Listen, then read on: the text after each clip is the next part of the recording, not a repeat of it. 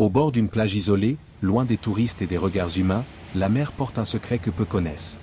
On raconte que, certains soirs, lorsqu'on écoute attentivement, on peut entendre une mélodie étrange. Comme la voix d'une femme venant des profondeurs. Une voix qui, un jour, allait changer le destin d'un homme. Cet homme s'appelait Malik.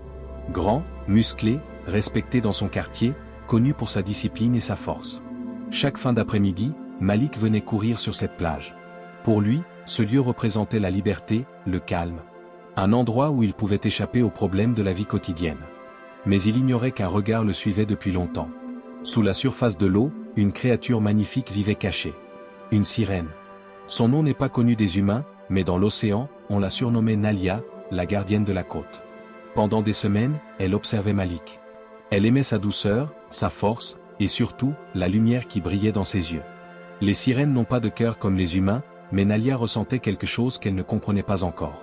Un soir, Malik s'arrêta pour reprendre son souffle. Le vent soufflait doucement. Mais soudain, une mélodie traversa les vagues.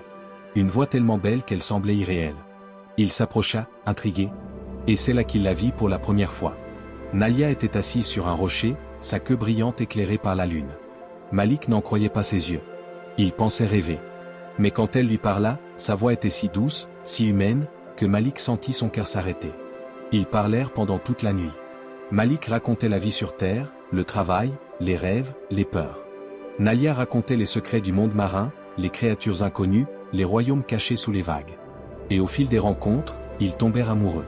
Un amour innocent, pur, mais impossible. Moment symbolique, rien d'explicite. Une nuit, la mer était calme, la lune brillante comme jamais. C'est sous cette lumière que l'océan les enveloppa. Leurs mains se touchèrent, leurs âmes se lièrent.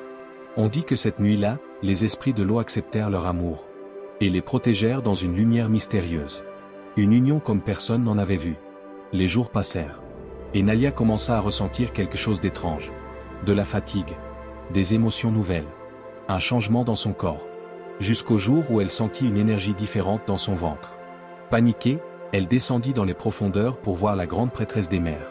Après un long silence, la prêtresse lui révéla la vérité. Nalia était enceinte. Un enfant de l'océan et de la terre.